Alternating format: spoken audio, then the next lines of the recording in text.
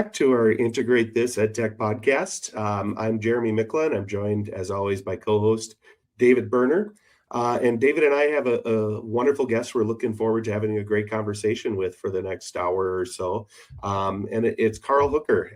Carl has been around the EdTech space for quite some time, serving in, I know, many different capacities, being a tech leader in a district to going off on his own and doing some of his own speaking, and is constantly in demand, I know, all around the country to be brought in to do a keynote or to lead some staff development days as well. But we're really excited to have Carl on. And Carl, we kind of usually kick things off by having the guests kind of give us a little bit of their background, their journey into that EdTech space that we're all sharing here today. Yes. Well, thank you, Jeremy, David. Thank you guys for having me on, first of all. But yes, sit back all and listen and think back and travel in time to the 1900s, for the internet was just at its birth. Yes, this is my origin story. That's right. I'll tell it as a fireside chat. No, I started in education much like a lot of folks. That was my kind of angle into EdTech, it just being a classroom teacher. And then really, for me, there was these little things called iBooks, these little white Macs, if you guys remember. They're called iBooks. They're cute little MacBook laptops, essentially. And we had these cows, they were called computers on wheels, that would roll around in our elementary school. And those things, I think, just lived in my classroom. And I was teaching 6-year-olds at the time, first graders. And I remember teachers going, the kids aren't gonna be able to use that stuff. And I was like, they were so fast at it. They were adept. I was showing them really high tech stuff like ClarisWorks and Hyper Studio, if you guys are way old enough to remember that stuff. Yeah, so that's how we got started. And then I got moved around a little bit, and I had an opportunity to go start a kind of rehabilitate a school on the east side of Austin, where I'm located. And a principal said, hey, I want you to come with me. We're going to bring the school back up, kind of reinvigorate the culture of the school itself, because they'd had some problems. And she goes, do you want to just teach first grade again? I was like, no, you know what? I'll try something different. Let's try. Look, can you make like a computer lab for me? And I'll do like a computer lab type deal. And this was 2003. And so, yeah, I got into it. I was like, this internet thing's probably not going away. So I got my master's in ed tech, and then just kind of moved up from there. And so my last official in-school job, I was the director of innovation and digital learning at Eanes Westlake here in Austin. So in charge of our one-to-one iPad program, which had been the first in the state back in 2011. Yeah, so that was 15 years ago. Wow, that sounds ancient. Yes, that's right, folks. Yeah, there were scrolls and tablets and pieces of stone, essentially. But yeah, and then because of that work, people were asking, more and more schools would come and visit and be like, hey, can we check out what you guys are doing? I'm like, sure. And then when they come in, I'd kind of give them a little bit of a talk about what we're doing, and then I would train them a little bit. And then we started offering trainings in the school. They paid the school for it. So the school district started making a little bit of money on it, which was nice. And then some of them said, well, can you just come to our school and do it? So then I said, sure, I'll do it. And they're like, well, we'll pay you like $350 to come do it. I was like, oh my gosh, are you serious? I'm so excited. So yeah, my first gig was in Salina, Texas, up in north of Dallas, and they paid me $350 plus they paid for my hotel, and I was so excited. I was like, oh my god! I came back and told I was like, this is what I want to do when I grow up. I want to be just a full-time speaker trainer. So I kind of worked on that part of the career as I was still working in the schools, and then eventually I had to make a decision. So back in a few months before the pandemic, actually, I decided to retire, quote unquote, early and just become a full-time public speaker. And so I've been doing that and podcasting, webinars, authors, all the other fun stuff, and even bought a bar and owned that for 5 years, which survived the pandemic, but it didn't survive Gen Z because they don't drink. I have to ask real quick, was there karaoke at the bar? No. And so there was at least one time that there was, because I was there, but yeah, by default, no, we had live music, but it was amazing. There was always we find local artists, like people that just play guitar, not big bands, because we only had a little tiny stage, but it was great. And I was like, it was cool just to meet some of these I have no musical talent. I can karaoke rap, probably is about the best thing I could do. And I could DJ, but I can't play an instrument. So I'm always fascinated by people that play instruments and they could just do it naturally. So yeah, we had live music every day at the bar. And then yeah, Idle Hands, rest in peace. It went out of commission last May. Yeah. Yeah. So, like being out of the classroom, are there still things like, do you miss anything? About not having that daily student interaction? I know David and I both have roles, and he and I that we're not in the classroom either. And we talk about that once in a while, but For you, what's your experience? Yeah, I mean, and I think people out there listening to this, if you're a teacher and once you go to that next level role, I was told this when I did it. They're like, once you move out of the classroom into like whatever support or training or ed tech type role, is like you're not going to go back. And they're like, no, no, no. But sure enough, you just kind of stay there, or if you can, you try to go up like I did to a director level. But the one thing for me was I missed even in those roles, I missed like the interaction in the classrooms. So yeah, I miss it a lot now, but back then what I would do is purposely schedule like time on my calendar, because I felt like central office folks would just stay in their offices, and it's like, yeah, it's great, you have an open door policy, but no teacher is going to leave their classroom and get in their car and drive over to the office to talk to you. It's like you got to be more present. So I would make a point of every week scheduling time, and I would just take my laptop and go to a campus and just sit in the front office sometimes and kind of watch teachers and parents as they come in. I would walk around the halls and not have a real purpose. Like people, they think, well, you got to have a clipboard so you can are you checking to see what they're, I was like, I'm not checking to see what they're doing. I just want to come in and be present. You always find great stuff from that too, because people say, hey, while you're here, I have a question for you, or I'm trying this new thing. And I'm like, that's the stuff that if I wasn't around, I wouldn't see or hear. So I do miss that. I get to work with Tech and Learning, which is a national organization. So they do regional events. And so I'm the MC of 6 of those every year. And those are awesome because it keeps me connected with folks and friends that are still doing the work that you guys are doing too. And so for me, I think that keeps me grounded. And again, like I was just at Brooklyn Tech High School this Friday, which is the largest high school in the country, 6,000 students. And so that was where I was talking on Friday, and it was awesome just to be around the teachers and the students again. And that building is, I mean, just you can imagine how big that building is. It's in Brooklyn. I mean, it's this huge building, but it makes me always go like, I miss that kind of the school smell, I mean, I hate to say it, but it does have a smell. Schools do, especially high schools. Yeah, that's got for like us. I mean, we're both in kind of represent schools in rural areas of Minnesota for the most part. So, we go and we see big, huge buildings, right? But they're pre-K-12 all under one roof. So, I mean, they cover this space, but I can't imagine, taking something like the size of the school that I taught in for 22 years, which had a large footprint, but it had, 2,000 students spread out over that whole space. And you're talking, that would be just, the high school side. That's the first 2 floors. Well, it's 7 floors tall. This building, 7. I know. So I took my daughter with me. It was take my daughter to work day. So I took her with me because she's going to be a freshman next year. And I said, I want you to check out this high school. And then I also said, you're going to have to take pictures of me and do some social media stuff. So I put her to work. But she was like, can you imagine like if you had a class on the 1st floor and then on the 7th floor and then on the 5th floor? I was like, man, you'd be getting a good leg workout by the end of that, because they complain. Their middle school is 3 stories tall and they complain about it all the time. But I'm like, yeah, look at this building, man. And it's actually a piece of historical property too. Like that's how ancient the building is, but it was beautiful. But yeah, tech a little bit, you gotta worry, whenever you have an old building, sometimes the Wi-Fi doesn't play so good. Yeah, Carl, can we talk a little bit about, well, I guess no matter what the school size, right? The big thing is classrooms that are engaging students. Yeah. So if we can talk a little bit about that. And first, why isn't when you look at engagement, how is it not about the app or the platform or the device? What is it really about, or how do you achieve that?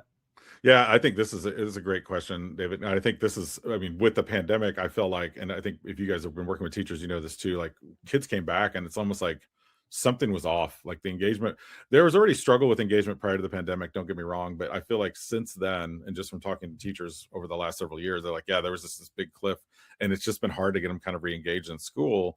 And a lot of it was they got to see kind of like, oh, I can learn on my own or learn at my own pace, or maybe they just got to be at home and play on their devices and they didn't have to go to school, so they like that more. I think engagement is the key, because if you don't have that, it doesn't matter how great your standards are, your textbook is, or the lesson that you've designed. If you don't create that engaging experience, kids aren't going to receive it. So yeah, I think it's great that you ask about apps or platforms. Yes, and it's funny because there are apps and platforms that kind of market themselves saying, hey, we're gonna engage your students. That's our thing. You're like, no, I mean, kids see right through that. So for me, it's like it's being respectful and attentive to them, asking them what their interests are. I mean, this is we've been hearing this for a long time, personalized learning and voice and choice. Those are still the standards as far as I'm concerned when it comes to engagement. So if I go into a classroom and I say, okay, we're going to learn about this math problem today, and this is how I want you to do it. It's a digital spreadsheet a sheet that I'm going to send out to you digitally. Is that engaging? No, not maybe. I mean, it may be a bit of an uptick because it's digital, but even that wears out after a while. But if you say, hey, we're going to start up a store tomorrow. What are we going to sell? I mean, even start it blank like that. I'm like, oh, well, you want to sell these jelly cats, which are the big thing apparently these days because my daughters keep talking about them. Okay, well, let's figure out how much they cost to actually make them, and then what is the uptick on selling it? And then what if we had to buy a building in our area to sell these things? How would we actually create real world problems and let the kids kind of lean into it? And if not every kid is into that, then say, okay, your group's going to design something else, right? You guys are into Pokemon cards. Go ahead and develop a kiosk for that. So keeping it tied to the math, but then making it something that they're excited about. And again, that was just me on the fly. It would take a lot more time to actually structure it and make sure you're going over all the actual things. Like, I want to make sure you show this, and that. But I'll tell you, on my last year when I was teaching first grade, an interesting thing happened. It was the last 6 weeks of this school year, and we'd covered every standard. It was, when you've taught a class for a while, a grade for a while, you start to get really good at it. I felt real bad for my first grade class because I didn't know what I was doing. But by the third year, I was doing really great. But that last year I was like, okay, well, let's start going into second grade stuff. Well, the second grade teachers actually came to me and said, you don't do that. I was like, what do you mean? Like, don't go ahead, because then we don't know what we're going to do. And I'm like, wait a minute, this is messed up. I mean, they're excited. They want to keep learning. But so what I did instead was I said, all right, we're going to do something. I called it interest-based learning, which now I think is probably more project-based is probably the more modern term for it now. But basically I said, pick anything, any topic you want. I don't care what the subject is. And then I want you to learn, develop math problems that are around that topic. I want you to learn the history of whatever that topic is. I want you to write about that topic. So I basically hit all the areas. And then if there's any science involved, we're going to figure out a way to get science involved into the topic as well. So they cover their main core areas. And then at the end of the 6 weeks, they had to do like a kind of a capstone project. And these are 6-year-olds with access to laptops and the internet at the time. So it was incredible to see the stuff they came up with. And I basically didn't have much structure, but I will tell you, I had a assistant principal come in and saw the beginning of the lesson. She goes, you're way over their heads. She said, this is a terrible idea. I've taught first grade forever. These kids will never be able to do what you're asking them to do. And I was like, you know what? You might be surprised if you set the expectations a little bit. Sometimes kids rise to the challenge, and they did. They all knocked it out of the park. It was awesome. And that's when I started thinking, okay, I've been doing this the wrong way. I've been starting with the textbook and the standards. And then instead I should be starting with their engagement and then working those in the other direction. I think that's kind of the key is in there somewhere. Or curiosity. I think that would be another great term to flip that with. If you can spark their curiosity from the very beginning. And I think those 6-year-olds are probably at that sweet spot for that still. Oh my gosh, yeah. Because they haven't had, the routines of an industrialized school beat it out of them yet by the time that, they get to high school or whatever. But, to me, some things might be over their heads, but they're going to be engaged.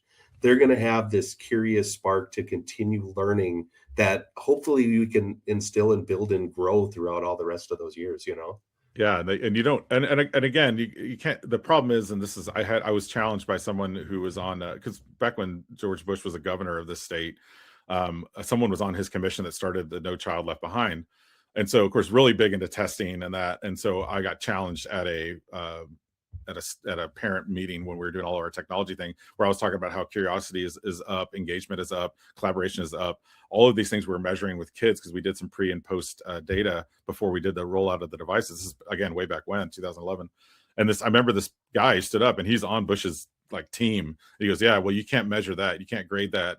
And I was like, it's a shame you can't, because I mean, I think that's really an important part. I go, the way you really measure it is it's a math problem. It's how fast are the kids running away from your class versus how fast are they running towards your class. That's the problem. That's the ultimate test of engagement, right? And he just kind of shook his head, and he and I battled online on Twitter and stuff. He would send, he was an interesting guy, political dude, but he also was open to the idea of okay, maybe I see some of the idea that we do need to engage our kids and we need to teach them how to collaborate. And then once the World Economic Forum starts coming out with their list of the top things that students need, and you don't see math, science, social studies on that list, it's it's AI, it's problem solving, it's creative thinking. I think when you start seeing that, I think that starts kind of swaying because all of us have gone to school, and that's what parents all have in common. They've all experienced K-12, therefore it should be like when they were in school, right? How many times do you hear that? Yeah, back in my day. I'm starting to do it now too, so I shouldn't say that. I'm getting the grays and the beard is getting bad. So is that where you think some of the disconnect is, because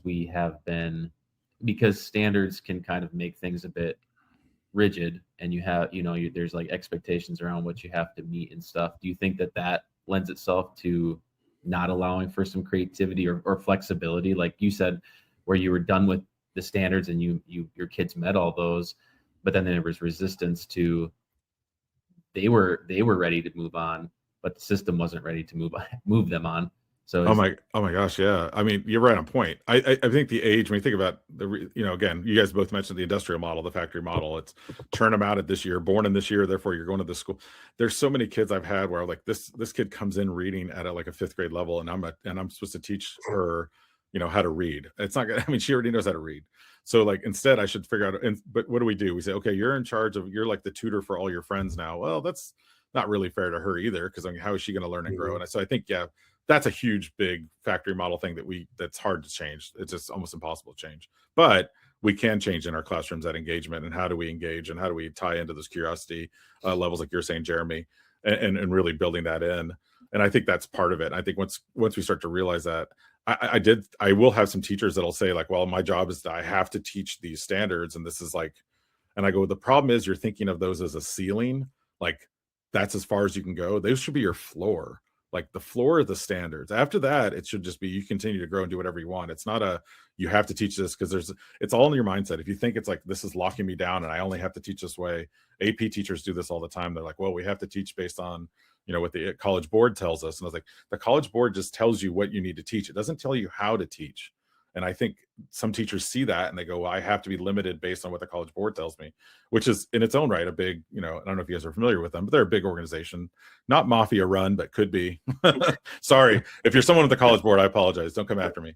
But I feel like, that's that, again, it's just a mindset shift. It's going from floor to ceiling. Like it just says, okay, this is the minimum I'm going to teach, but I'm going to go above and beyond that with my students.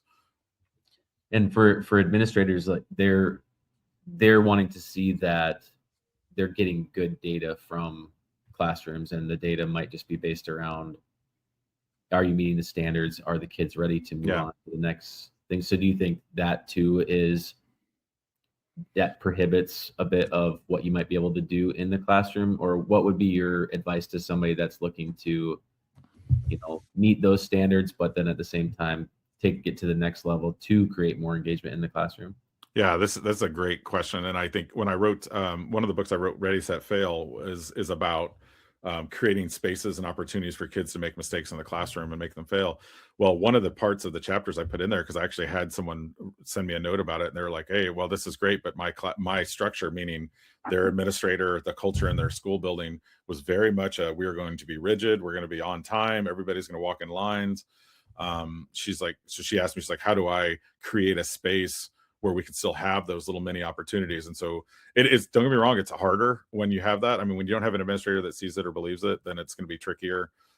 So you have to almost like say, okay, when I close my door, my space is my space, and I'm going to have opportunity for them to, yes, we're going to get to the standards, and yes, that's going to happen. But if you've looked at any data from project-based learning for the last several decades, it always trends in the same direction. It's that the kids always crush whatever standardized assessments you take. And they get better, they have better life skills as a result of it, because they're able to work with others better. The problem is that it's not teaching on a traditional scope and sequence. We all learned those when I went to school. It was oh man, I can't remember the name of it now. The type of, there's a lesson planner. You had to have your antecedents and your objective and your step by step. It's almost like a recipe, right?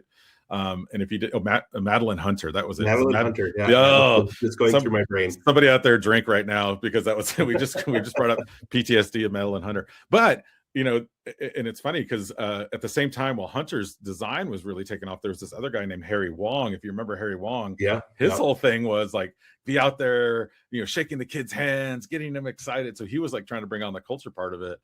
He was ahead of his time in many ways too. So I think, long story short, what you're asking me, David, was that again, getting around that is tricky. So you have to almost create like mini environments within your classroom to do that. But then I'll say, for the leaders out there that are listening, there is such a thing. I call it false growth mindset. When Carol Dweck came out with the growth mindset stuff, everybody was espousing it and quoting it, and I loved it, because I agree with a lot of what she's talked about in principle. The problem is that a lot of administrators will say that's what we should do, but they aren't actually doing it. Like, I'll give you an example. I had assistant superintendent. He sent me we had just switched over to Google, and he was still using spreadsheets and sending them as attachments. And he sent me the spreadsheet like 14 times. Like, every time he sent me this, I told him, like, it's another copy. I go, let's put it in Google Sheets, and then we can just collaborate on it. And he was like, no, I don't I don't want to learn that. I don't have time for that. And let me tell you, he was the one that would go out and speak to schools and tell them that they had to have a growth mindset. And I was like, you're exhibiting the exact opposite of that, right? So that's almost worse too. It's like, it's one thing to like, I know I'm a fixed mindset, but it's worse when it's like, I have false growth mindset, meaning I think I have it, but I actually don't. So yeah, it definitely comes down to principals and somewhat district leaders, but I would say the principal probably controls that narrative of what the culture looks like in a classroom. My daughter had an old middle school principal who sent out a letter that said, "Oh, the state's coming by to look at our test scores and all this," and he wrote in the newsletters like, "I don't really care about any of that crap." He goes, "I just want them to see the smiles on our kids' faces, how excited." This is middle school, mind you, too, where middle school usually kids are pretty miserable, it seems like. And he had just built this amazing culture in that building. That's where my kids went to school. And so I sent him a note, and he goes, "I can't believe anybody read my newsletter." I was like, "No, I read it." And I was like clapping, because you're like, "Yes, this is great. We're doing okay. Our test scores are fine." It's more, are the kids happy, successful? Are they going to be content with life? And that's a real important thing, because those kids I taught in first grade, let me tell you, they're 28 and 29 years old now, and they've friended me on Facebook, and they've told me they still remember all of those experiences, all of those things. They don't remember the tests and the quizzes. They remember how we designed the classroom to look like a jungle, and we all dressed up as animals and talked about habitats and things like that. We went to Harry Potter.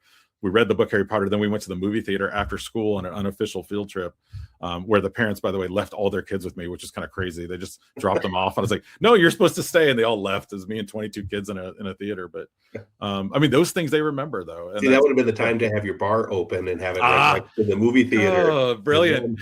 There is in Austin an actual bar next to a daycare, and they have a window. I'm not making this up. They have a window where you could go into the bar and look into the daycare at your kids while you're. I'm like, tell me you have a problem without telling me you have a problem. maybe a little too much on the drinking, but yes, great idea. So we can't have an ed tech podcast today, I think, in 2026 and not have a conversation for a little while around the topic of AI. Hey, we made it 22 minutes, guys. I'm very excited. I thought that was pretty impressive. That's a record. I mentioned it briefly with the World Economic Forum, but then I kind of quickly glossed over it. Yeah. But, there's with the technology available in artificial intelligence today, like David and I talk a lot about needing to still have that human connection, and needing to make sure that what we're using AI for is actually going to lead to more critical, creative thinking, and or at least to more efficient processes that take place, as a result of that AI use. But like if you think about it in terms of teachers right now, where do you see AI actually helping teachers, and not just the hype of like, hey, you got to try this new thing that's out there, and like, where do you see it actually benefiting teachers, and then by extension students in their classes? Well, and this is the double-edged sword with this, and it's because the efficiency thing you mentioned, I think, is great, but I'm going to say but the problem is, if you lead with that, then everybody sees it as an efficiency tool, right, and not a creative tool. And I think what's happened is there's programs like School AI, Magic School, Brisk. I mean, and I know all the folks at those companies; they're great. I worry about some of the limiting factors of those too. Like, okay, this will just be a quick way for you to make that IEP or to write that email to that parent. And yeah, it does help with that. Don't get me wrong. I just want to make sure that we're not like, that's it. Like, that's where it ends. Because to me, I get really excited about the creative side of AI, doing how I open all my keynotes now is with this thing called Carry-AI-oki. And of course, because I have to have karaoke in there. And the way it works is I put in song lyrics into an image generator. I use Padlet. You can use whatever you want, Canva, whatever. Have it create images based on the lyrics of the song, and then see if you can guess the song just based on the images. Now, that would have taken me hours before AI. I'd have to sit there and figure out how to draw it, put it into a slide, design a slide to look like it. And then now it's just like, it creates it. I put it in there. I would have never even thought to do that. So it opened up a pathway of something that I would never thought of. Now, this is silly and fun because music ties people together, but it also, secretly, what it's doing is it's actually disarming the audience, because I'm showing them like, hey, here's a creative use of AI quickly. Also, songs that I choose are generally songs that are sing-along type songs. So everybody knows Sweet Caroline and Baby Got Back. Well, I won't do Baby Got Back. I don't know what that image would look like. As I say that, Ice Ice Baby is what I meant to say, but wow, now I have to go find out what that looks like. No, So I would do these things, and it kind of disarms them pretty quickly. But they also see like, oh, and also it's creative, and it also, we've said differentiation for decades as well in schools. It actually allows for some of that, because now if you have visual learners, you can design artwork around it or images around it. If you have learners of other languages, have you guys been playing around with NotebookLM's latest updates?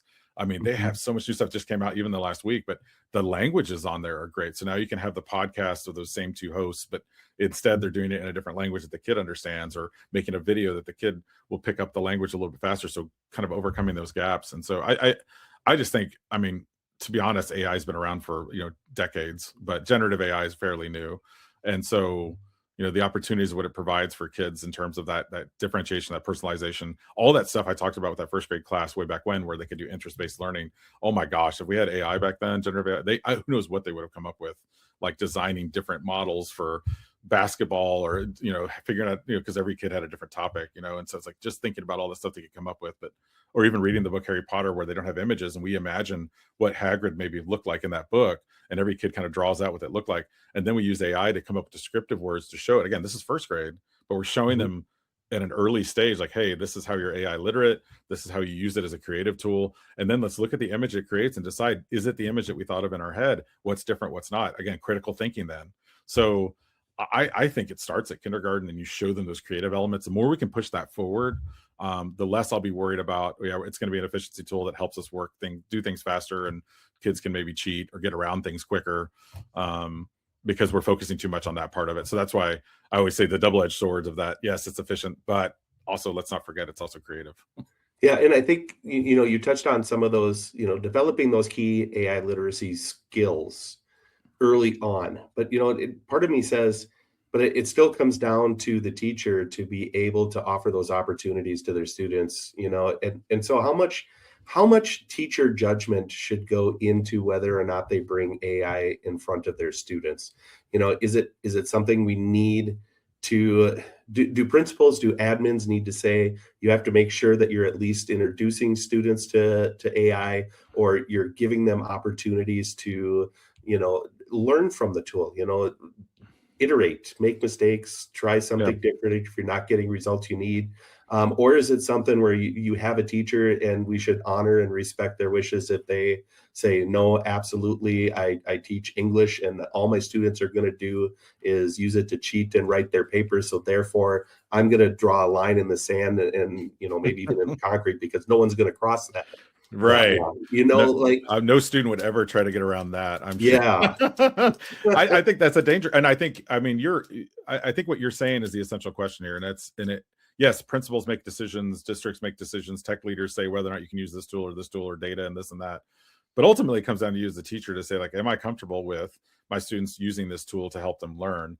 Or if you're in the case of, like, let's say K-1-2, where they're really little, like, am I comfortable at least talking to them about the foundational idea of what AI actually is, and not anthropomorphizing it where they think it's actually a creature or a person or a human. I mean, I refer to the thing that's in this office. I won't say her name because she'll see, I said her, but Alexa, oh, dang it, I said it.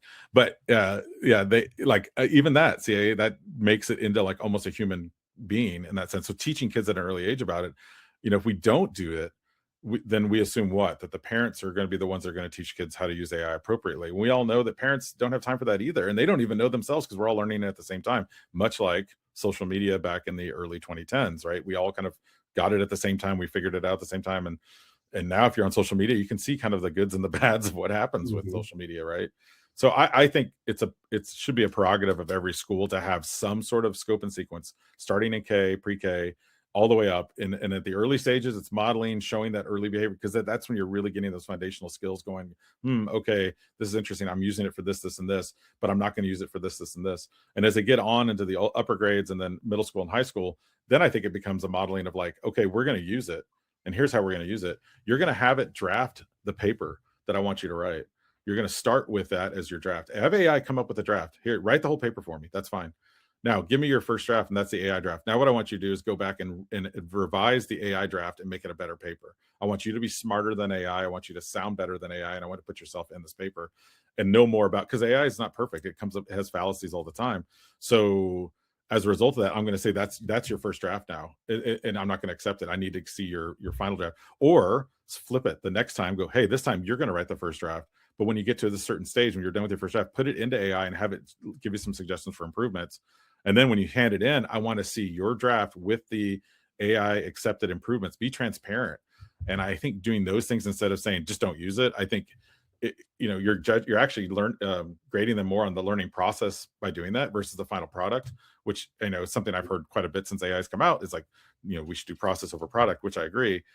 But I think there has to be some product involved, but I think it needs to be a balance of both. And so if I say, hey, I'm going to grade you on your first draft, the AI revisions, what you accepted, what you didn't accept, your final draft, if you worked with another student to kind of peer collaborate, I mean, that should be a part of it too. So again, keeping the human in the loop. I think that's kind of the way to go. If you're an ELA teacher, don't run away from it. Just structure it and say, hey, here, we're going to use it to brainstorm ideas for our paper, but that's it today. Or the next time, hey, you've done your paper, ask it to give you reflection questions, and I want you to answer the reflection questions it gave you. So again, you're using it to help, but that's always about the human in the center of all that. And I think you're exactly spot on. I was actually going to throw that word reflection out. Like if you can put students in the situation where they need to reflect upon what the AI is suggesting that they're doing, they're using that higher level thinking skills. Yeah. They're engaging with their thinking in ways that they wouldn't have done before when you just say, hey, I just want your final draft, turn it in, it's due in 2 weeks, I'll read it then. Yeah. You're not getting any of that process along the way. And now, yes, you get to that final product, they turn it in, but they also then have to reflect upon that product in all of those different ways, like you just mentioned. Yeah, I did I was working with Florida Virtual Schools last year. I did a keynote with them, and it's interesting. Florida Virtual Schools are massive. I mean, they have 3,000, 4,000 teachers. They're all over the country too. They're not just Florida. And they were like, they're really kind of figuring out how to embrace AI because they're obviously, their kids are at home. So they don't have any way of like looking over their shoulder to see if they're actually using it. But what they do is every week they do these little, they're called DBAs, discussion-based assessments, where essentially they get on a call with their student, and for 15 minutes, they just talk to them about the work they've been doing. And in that 15 minutes, they said they could discern pretty much right on point, what are the kids actually learning and taking and what they're not. And so even those informal discussions, now this is where the efficiency we talked about earlier might come in handy. Now, if I have AI helping me speed up some stuff, maybe I have more time to have informal discussions with my students and figure out like, what are they actually learning? And like you said, I think reflection is the thing that we always cut out because we're always in a hurry. So man, just have them answer a couple of reflection questions. That could be part of their grade. Like, hey, as part of this final product, I want you to answer 3 or 4 reflection questions, and maybe it's verbal, or maybe it's just you write it down. I mean, I guess if they write it down, they could ask AI to reflect for them, but yeah, you could tell you don't need a cheat detector anymore. It's got too many of those M dashes, and it likes the emojis too much. It's pretty obvious when it's AI anyway. So Carl, we can kind of maybe segue here too with the AI conversation into the leadership part of this. Yeah. We already kind of brought this up because we were talking about the standards and how there's a bit of rigidity to the system. And the one thing that maybe there's some opportunity here is to open things up a little bit more for innovation with AI. And you mentioned creating and things like that, the positive uses of it. If we're looking at how could leaders help to cultivate innovation when it comes to AI? I know that for us, we talk a lot about AI guidelines and how really with some of our schools, how rigid those should be, so that, you're not stifling all the creativity. So if you're thinking about leadership and connecting it to this current state that we're in with AI, how could leaders support teachers rather than like trying to hover or trying to make sure, they've got all the stops in the way so nothing goes wrong? How can they maybe cultivate some of that innovation with AI? Yeah, they have to create. I mean, we tell teachers all the time to create the guardrails for how kids are using it. It's not necessarily there's a big path. It's a wide path. You can go on it, but we don't want you to get too far off the path. I think leaders are doing the same thing, like saying, hey, we want you to use it. There are some things we can't do. Obviously, sharing student data. There's some certain things we want to make sure we stay with. These are potholes we have to avoid. But I think they have to model it as well. I did last fall, I did a AI leadership boot camp with Dr. Adam File, who I podcast with, and we did it with Future Ready Schools. And in that, we had 12 different cohorts of schools that were involved in it. And it was interesting to see they're all in a different range from lockdown, we're not going to use it, to like we're just letting them do whatever they want, almost too extreme the other direction too. And I was like, okay, well, somewhere in there's a happy medium where it's like we can cultivate, pick a tool or two, don't go too crazy and pick every tool, and say, hey, let's pick a couple we're going to focus on. These will be kind of our primary tools, but there needs to be a little bit of a space for teachers to explore, to say like, ooh, maybe I want to make video, but none of these tools will create video. But I know that Google's VO Flow, which is a great video creating tool, that'll make some great videos for me. So maybe, having a pathway where they can ask for either a pilot test or a license for just that teacher to try it out. That was something, this is all, man, this is like deja vu, because when we did the iPads, it was like, there's 15 note-taking apps. You remember that? It was like, oh, I want to have notability and notes, and like every teacher wanted their own flavor. So like we had to get to a point where like, okay, we'll let a few of you play with these other ones, but when we find the one that we like, we're going to just buy it in bulk. We're going to say, hey, this is what we're all going to use, and we're going to agree on it. So, but you have to give them that space to explore. You got to have those trailblazers. Every campus has them. There's the person that's just willing to try whatever.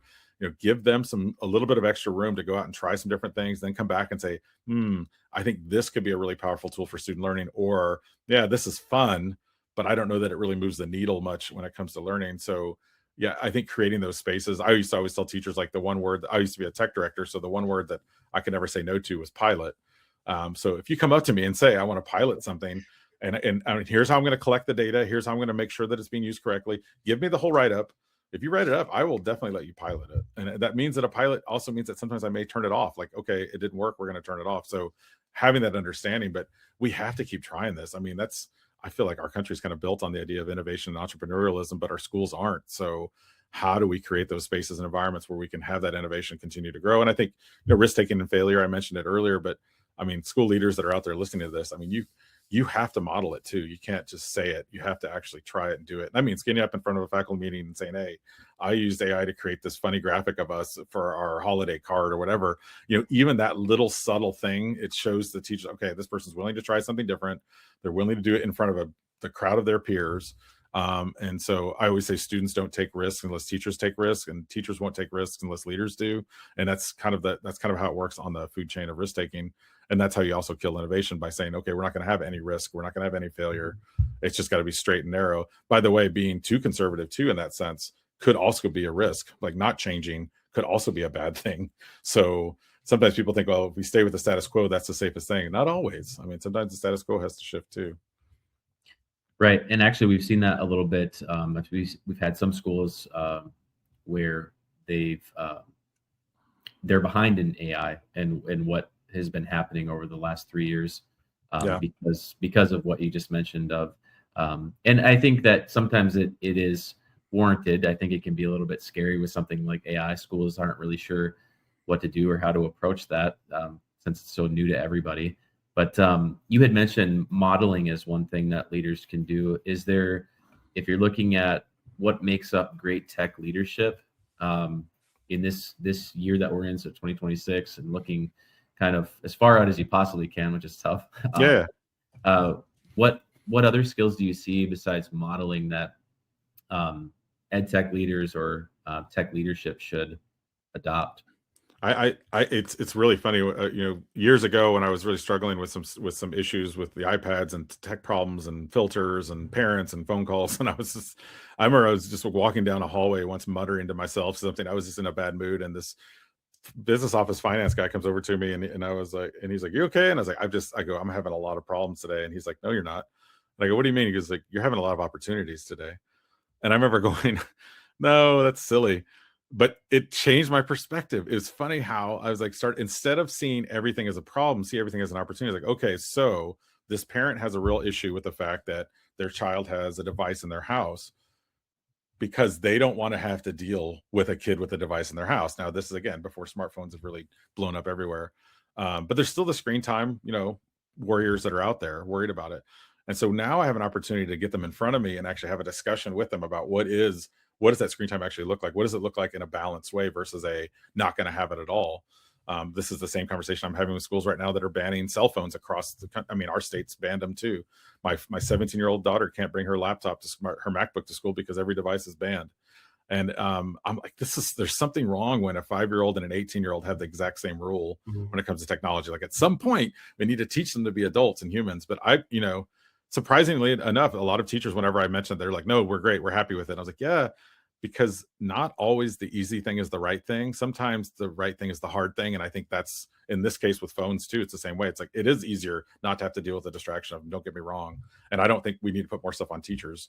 But at some point we also need to teach these kids to be adults and like how to manage it themselves. Cause I've been in a dentist office or an elevator and I see, we're all like, like that, or even people driving next to me freaks me out. But like at what point do we teach that balance? And so, I mean, all of that to say, I think when you think about tech leadership, I think you have to be nimble, you have to be adaptive, but you have to start seeing things as opportunities, not problems, and then figuring out what can we grow and learn from these opportunities that come out of this, and not be afraid to have the hard conversations. Because I think, man, I sometimes smile when I'm getting, not when I'm getting yelled at. I mean, I have smiled when I'm getting yelled at, and parents go, "Why are you smiling?" And I was like, because we're having the conversation. And if this doesn't happen, we don't talk about it. Everybody goes to their little houses and they close their doors and we never learn from each other. And AI is now the new one. And it's the same thing. I had a parent talk in New York a couple of months ago where they brought me in just to talk to parents. And we had about 50 parents show up, and it was a cold, rainy night. And I was like, no one's going to show. And like, no, 50 parents, they were interested, and it's almost the same fears that we saw with screen time. What if the AI, what if it would, because there's stories of the kid who asked it questions and it basically told him to kill himself. I mean, there's some scary stuff there. And that made the headlines. And so it's, there's also, the fact that he had access to a gun that, probably he shouldn't have. I mean, there's all these other things you could talk about, but AI gets the blame in those cases too. And don't get me wrong, it's definitely not a therapist, but I think having the hard, uncomfortable conversations is important. When I left that parent night, I had a line of them just talking to me about things and questions. They weren't necessarily scared. They were more excited than scared, but there's still a little bit of hesitancy and fear. And I say, there's nothing wrong with that, by the way. That's called judgment. I mean, we all have to have it. I admittedly am not, even though I'm an enthusiast of AI, I also worry that like we'll overuse it and with the kids will underdevelop their foundational skills. So I think it's on us as teachers, but also as parents to figure out where that balance is. I do it every night with my kids. My high school kid is using it a lot. And I'm always kind of keeping an eye and saying, okay, how are you using it? She's like, well, it's asking me study questions because I don't understand the way the teacher taught me. This AP US history teacher taught me the stuff, but I don't really know it. So I'm asking it to ask me different questions, and I'm trying to see if I'm getting them right. So she's using it to quiz herself. And I was like, that's great. It's like a tutor. But again, it's because I talk to her about it all the time. So I don't know how many parents out in the community are doing that. And if you guys work with rural communities, it's even trickier in some ways, because I think they sometimes think, well, this doesn't have anything to do with us. But I mean, I think it was the University of Florida that had every college, including the College of Agriculture, is now required to take an AI literacy course because of AI and machine learning. And we think about farming, I mean, crop rotations, data, there's all sorts of stuff that comes into there. I mean, drones that are seeding things now and robotic tractors. I mean, there's still a lot of futuristic stuff that's happening with it. So it touches every field. So I think it's just finding that connection with the parents is a big part of it too. So I kind of went way off. Sorry to your question there. Went down a deep rabbit hole, but yeah, I think keeping an open mind, being nimble, and then again, seeing problems as opportunities. So Carl, I've at least had the opportunity, I know, to listen to you and to watch you present at professional development conferences at least twice that I can remember, both in Minnesota. Yeah. And Minnesota used to have this TIES conference. Oh, I love TIES. and I remember back in the days with like Mary Messicomer, and I know, rest in peace, you're Mary. aware of her recent passing. Yep. Love Mary. Yeah. But I got to say, one of the things that is still memorable to me, that you talk about your first graders that will reach out to you years later and mention something. So I have to share this. So if you're not watching, I've got an old little Twitter GIF. It's the fried bacon. We're doing the bacon I remember at that. the TIES conference. And if you can look on that far right-hand side of where all the people are, I see Carl hiding in the back with I made sure I was not going to have rocking back and forth. This giant body wobbling back and forth is not a great sight. So I hid behind some people. That is awesome. I totally, oh my God. That was, so I don't know if you remember that. Oh, of course I do. I remember, I remember the rest of the conference we walked around in the session that I was in. And then I remember you doing, and actually that's me in that hooded sweatshirt. Doing the bacon. You did like your karaoke or music trivia. Music trivia, yeah. Which is just absolutely fantastic. We had such a blast doing all of that. So I just wanted to throw that out Oh there. my God. But back in time. It's funny, the trivia one, you bring that up because this is a fun thing too that I've started doing with this. So I still do trivia sometimes, but what I've started to do now is in my AI workshops is I say, hey, everybody in your classroom, every student in your classroom, every adult in this room has an expertise at something. Meaning, if you walked into a bar or Jeopardy or whatever, and you saw a category and you're like, oh my God, I'm going to crush this category, whatever it is. Maybe it's Seinfeld, maybe it's how to make sourdough, maybe it's NBA sports teams or something. Everybody's got a one topic. And so this is how you introduce the human and the AI element. So I say, everybody in the room, come up with your one topic. Now, sometimes this takes like a couple of minutes. People are like, I don't know. Have a discussion with someone next to you what your topic is. And so you start talking to someone next to you, a partner. Now what I want you to do is both of you take out your device, your phones, whatever. Each of you are going to pull up your AI tool of choice. I don't care what it is, ChatGPT, Gemini, Claude, whatever, Copilot. Ask it to write 5 trivia questions with multiple choice answers based on your partner's topic. And then you're going to quiz them and see how well they really are an expert in their topic. And then they're going to get you back, right? And as a result of it, it's a couple things. It's fun. What usually ends up happening is there's always a lot of laughter, and people are like, and people want to beat AI, right? They're like, I want to crush whatever AI comes up with. Sometimes AI gets things wrong, which is also interesting. We always discuss that about 20% of the time, someone will raise a hand and go, yeah, it actually asked this question the wrong way, or it didn't know this information as well as I know it. And I'm like, think about that for a minute. You're more an expert than AI is on that topic. And then also it shows, I guess students especially, it shows them that it's not always accurate.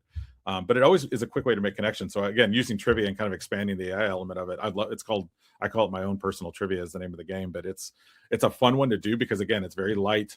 It's a good introductory one too for teachers that are a little hesitant.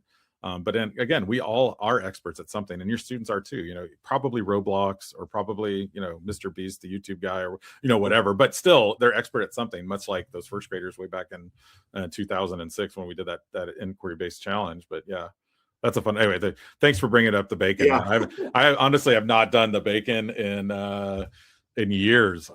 Did we do? That was back in 2019. That was the year I found it. I had to really dig back deep into my Twitter feed to find that. So and kudos for you for still having a Twitter feed, by the way, because I have mine, but it's like I post stuff on there and it's like, is anybody still on? Is this thing still on? I don't know. Yeah, it's funny how things change over time with that. But yeah, that was a great. Then it was Impact EDU. That might have been the year it was Impact EDU, right? It could have been right in that time where it was transitioning from one to the other, and then it died out. They don't do it, so the state doesn't do a conference anymore. No, we don't have a statewide conference in Minnesota anymore. It's unfortunate. I don't know.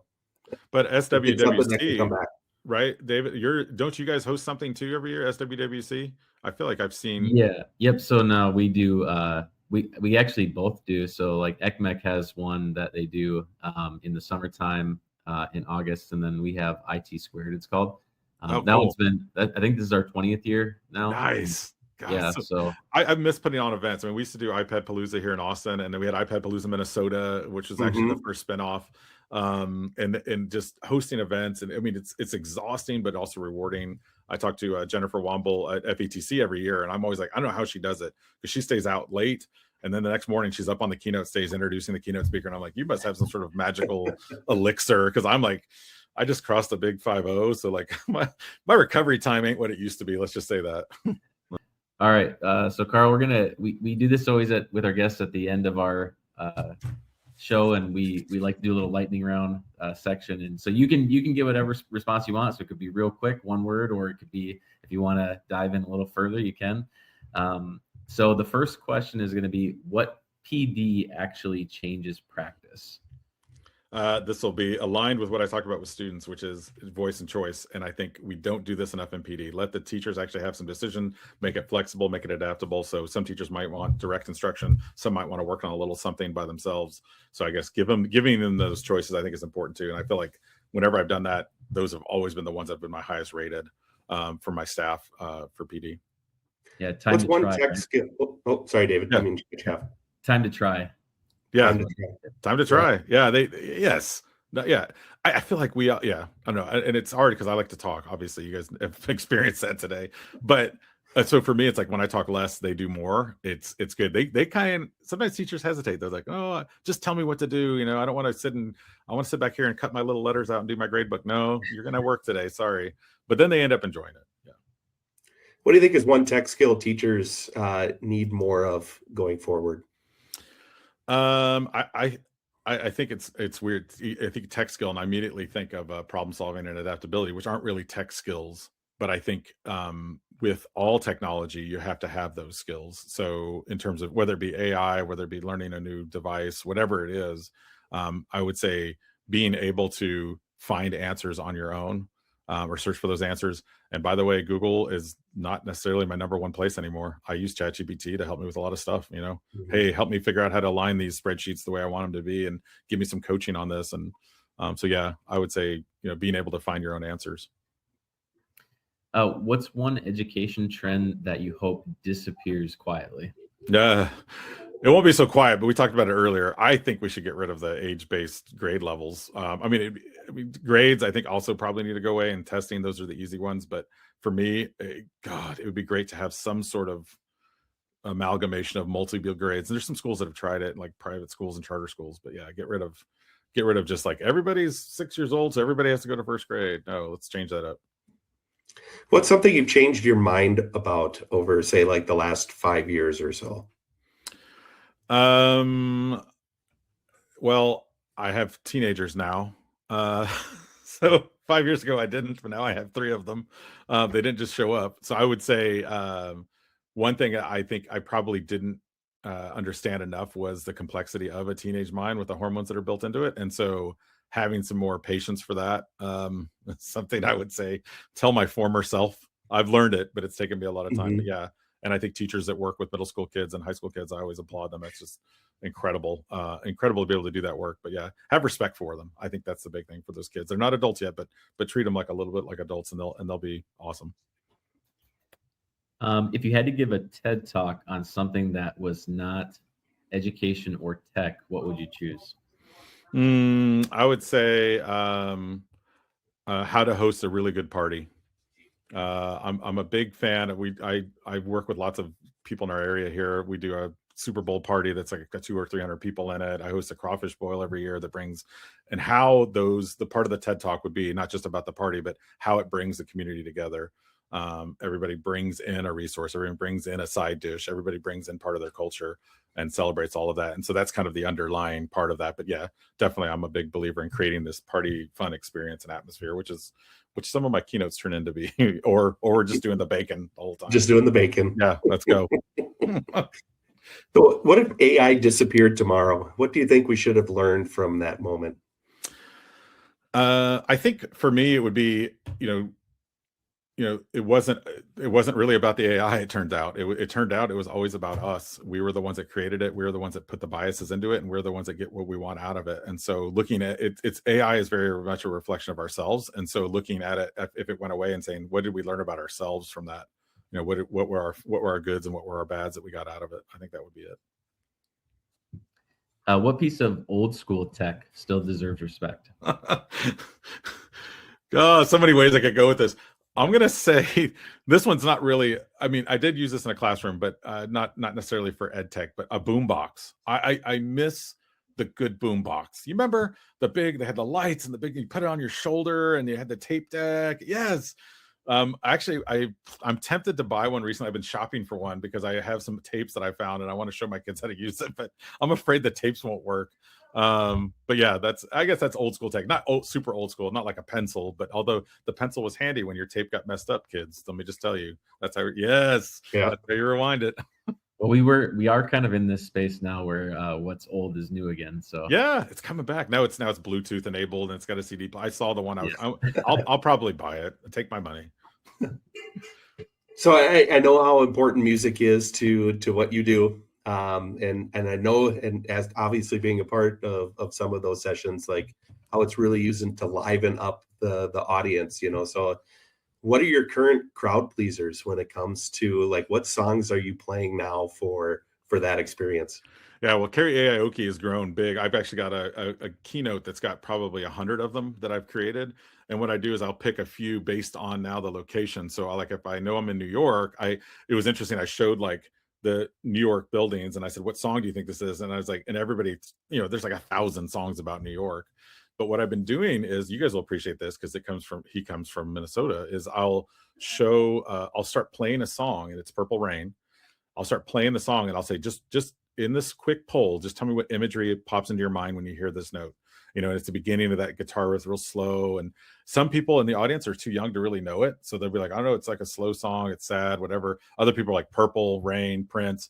And so what I do is I have them generate kind of a word cloud of what their words and emotions are around the song. And I say, okay, now let's take those words and create images from it. And so then we build out the images to say, if I just put in Purple Rain, let's see what happens. And then it just shows these kind of rainy landscapes with purplish. Like, but what if we really want Prince? So let's say, well, what if we want Prince in the Purple Rain? And then it's usually a guy with a crown on his head because it thinks Prince, right? Like, no. But what if we say the guy Prince capital P, someone that looks like the performer Prince capital P playing a guitar in the rain, you know, at Super Bowl at a halftime show, you know, whatever. And then it builds the image. Like, but see how we went from just like that one note of that one song. We all created a collaborative conversation about what the words were. And then we created images as a result of it. And I go, again, that was all crowdsourced just from us in this room. But like, so yeah, to me, that's been my step up lately is Prince's Purple Rain. And then of course it was in the ending of Stranger Things, not to spoil it, but there was a moment in that was pretty iconic. And I'm like, oh, of course you're going to use Prince, and now I'm going to cry. Oh, so good. Still the best, by the way, best Super Bowl halftime performance of all time. I don't know how he made it rain, but it rained. Yeah. So Carl, you know, we can't tell you how thankful we are to have you on the show here. But before we let our guests go, you know, give you the floor. What do you have? Do you have things that are coming up that you would like to promote, or Sure. contact information you would like us to tag in the descriptions that you know, we can add to help promote the things that you've got going? Yeah, absolutely. So carlhooker.com is my website. I just kind of did some rebranding on it this last month. And then most of my stuff is on there. I do a lot of work with Future Ready Schools, and actually Future Ready Schools has a couple things coming up, including something for rural districts. They just got a grant. They just announced that they got a grant for rural school districts to work on AI leadership readiness. So let me see if I can find the link for that. Actually, Adam has been texting me some stuff this morning. So if he's got it, I'll send it to you guys. But we're also doing our leadership boot camp, which is just more of a national thing. It's a virtual one that's coming up. We're working on getting funding for that. Right now, you have to pay to get in with your team. But last year we were able to get a grant funded. So we're trying to get all this. We want to make it as free as possible for schools because we know they don't have the funding for it as well. So yeah, keep an eye out for those things. And the Undisrupted podcast with me and Adam is out there. I just did the second edition of Learning Evolution, which is my AI book, because once you write an AI book, guess what? It becomes obsolete the second you print it. So I've updated it 3 times. And this last one I had 52 extra pages of content. So Amazon said, you have to make it a new edition. So it's my second edition of that. Yeah. And just kind of, you know, traveling around speaking, hopefully get up to Minnesota one of these days again, because I love it up there. Yeah. Yeah. Well, we'd be excited to have you back up in this neck of the woods here. So thank you guys so much for having me on. Yep. Yeah. Thanks, Carl. Carl.